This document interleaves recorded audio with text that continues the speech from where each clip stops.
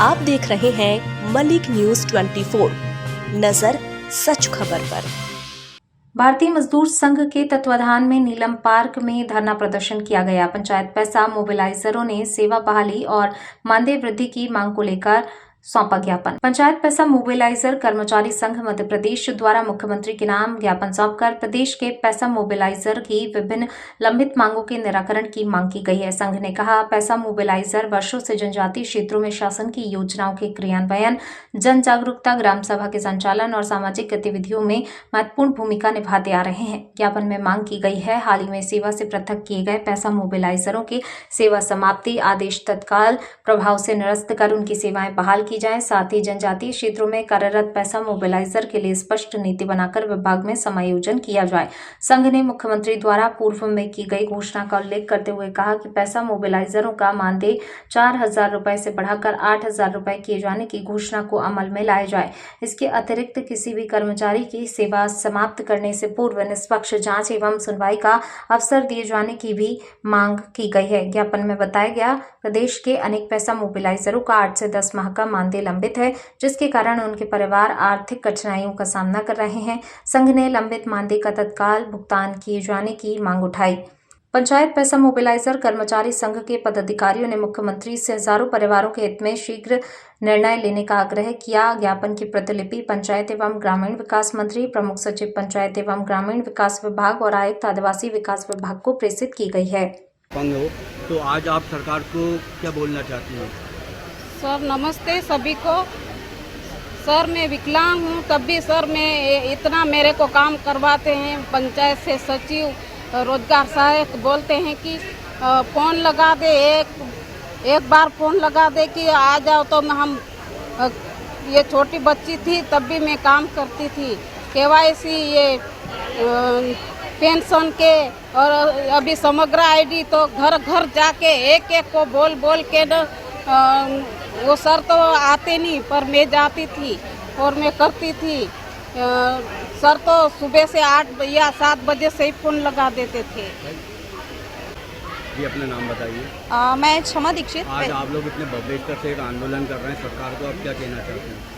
सरकार को जो करना था वो सरकार कर चुकी है और इससे ये साबित हो गया कि सरकार कितनी आदिवासी हितैषी है, कितनी महिलाओं की हितैषी है, यह साबित, और कितने युवाओं की हितैषी है, ये साबित हो गया है। अचानक तो कोई दुश्मन भी वार नहीं करता, ऐसा वार गरीब मोबिलाइजर पर, अल्प मानदेय वाले कर्मचारियों पर सरकार ने किया है।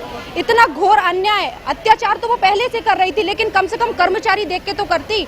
उन युवाओं को, सबसे ज्यादा शिक्षित युवाओं को बर्बाद किया है सरकार ने, जो सिर्फ सरकार की निष्पक्ष रूप से ईमानदारी से कार्य कर रहे थे। 4,000 में भी वो खुश थे और हमेशा विधिवत, कभी कोई हड़ताल नहीं की, गैर संवैधानिक कोई काम नहीं किया है, हमेशा विधिवत रहकर सरकार का सहयोग किया है। लेकिन सरकार ने सबसे ईमानदार और युवा और सबसे गरीब आदिवासी कर्मचारियों पर इतना बुरा तमाचा मारा है। ना केवल ये आदिवासी कर्मचारियों पर तमाचा मारा है, बल्कि पूरे प्रदेश के आदिवासियों का जो एक आन बान शान थी, जल जंगल जमीन, उन सभी को तमाचा मारा है। और यदि इन गरीब मोबिलाइजरों की सेवा समाप्त की जाती है और उनको यदि वापस नहीं किया जाता है, तो इसका जवाब मेरे पूरे प्रदेश के आदिवासी भाई, मेरी सबसे शक्तिशाली नारी शक्ति और दिव्यांग जो आज यहाँ खड़े हुए हैं, सरकार को इन पर भी दया नहीं आई।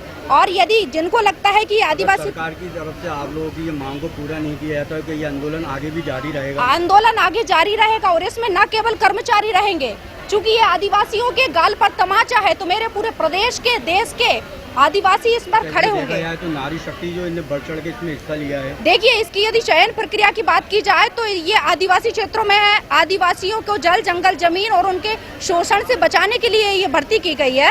और सरकार ने क्या कर दी है, ये चुनावी झुंझुना था उसका, आदिवासियों को, आदिवासी की जो कर्मचारी थे उनकी जड़ तोड़ दी है, जड़ खत्म कर दी है। और जब जड़ खत्म हो गई है पैसा मोबिलाइजर, तो पेड़ कब तक टेका रहेगा?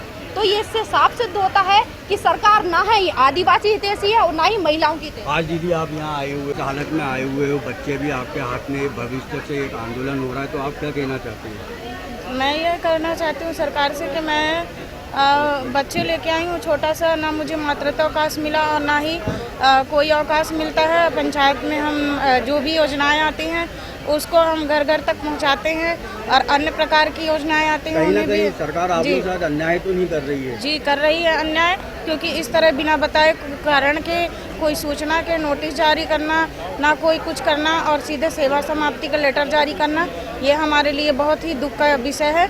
और हम सब समस्त बहनें जितने भी अपने ज़िले से जो भी पैसा एक्ट के तहत जो हम काम कर रहे हैं, पैसा मोबिलाइजर, मेरी बहनें आई हैं, मेरे साथी आए हैं, वो सब कितने कड़ी धूप में और मैं परेशान हो रही हैं। छोटे छोटे बच्चे लेकर आई हैं, अपने घर परिवार को छोड़कर आई हैं और हमारे यहाँ संघर्ष में जुटी हुई हैं, एक साथ निरंतर लगी हुई हैं।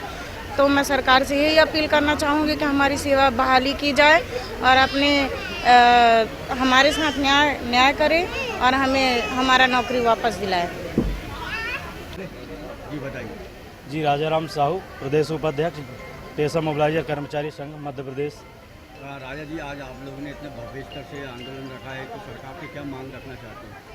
हमारा प्रमुख मांग है कि सरकार जो हमें पैसा कानून के अंतर्गत हम लोगों को पिछले 2020-21 से भर्ती किया था, लगातार हम लोगों ने 4 साल अपनी सेवाएं ग्राम पंचायतों में दी है। ग्राम पंचायतों में हमारे पैसा मोबिलाइजर 5254 पदस्थ थे, जो लगातार पैसा के कानून के क्रियान्वयन, ग्राम सभा को सशक्त बनाना, उनकी समितियों को सशक्त बनाना, शासन की जन कल्याणकारी योजनाओं को घर घर तक, गरीब तबके तक, जन जन तक पहुंचाने का कार्य करते थे।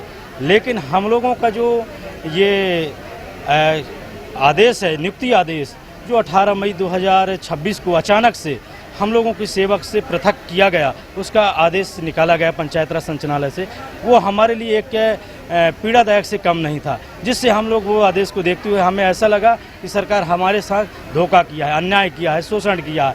इतने दिन हमको शासन की योजनाओं का क्रियान्वयन करना, शासन के विकास कार्यों का हम लोगों का पालन करना, इसके बाद भी हम लोगों को सेवा से समाप्ति किया, जिसमें वर्तमान में अभी भी हम लोगों का अति अल्प मानदेय 4000 मिलता था। अगर आप लोगों की ये सुनवाई नहीं होगी तो ये आंदोलन आगे भी जारी रहेगा क्या? अगर सुनवाई हमारी नहीं हुई, आज तो हमने एक सांकेतिक प्रदर्शन किया है, अगर हमारी सुनवाई नहीं हुई तो ये मान के चलिए कि हम निरंतर प्रदर्शन करेंगे, उग्र आंदोलन भी करेंगे। तो इसमें देखा जाए तो बढ़ चढ़ के महिलाओं ने बढ़ चढ़ के इसमें भर्ती प्रक्रिया में ही महिला आरक्षण के तहत 10 नंबर मिला था उनको मेरिट सूची के अनुसार, जिस कारण से 90% महिलाएं हैं, वह भी आदिवासी क्षेत्रों से। इसका 20 जिले आदिवासी क्षेत्र, उसमें 88 ब्लॉक आदिवासी क्षेत्रों से जो महिलाएं आई हैं, जो कि कहना चाहिए देश की जो है जनता गांव में पलती है, वही जनता को इस सरकार ने धोखा दिया। प्रदेश की सभी जिलों से महिला आई जी, पूरे 20 जिले से आई है। कहाँ से आई हुई है? ये 20 जिले जो अनुसूचित जनजाति जिले हैं, बड़वानी, झाबुआ, अलीराजपुर, बुरहानपुर, डिंडोरी, मंडला, सिवनी, बालाघाट, छिंदवाड़ा, अनूपपुर, शहडोल, श्योपुर, इस तरह से 20 जिले हैं जो अनुसूचित जनजाति, विशेषकर ट्राइबल क्षेत्र से। तो एक प्रकार से हमारे साथ ये अन्याय है, शोषण है, इसको हम नहीं सहेंगे। हमारा परिवार आज रोड पे आ गया है। 5000 परिवार ही नहीं, उनके साथ 50,000 लोग पूरे कहना चाहिए बेरोजगार हो गए हैं। अब हम किससे न्याय मांगे? तो उस सेवा समाप्ति के विरोध में यह आंदोलन के लिए हम लोग आए हैं, सरकार को बाध्य करने के लिए। धन्यवाद।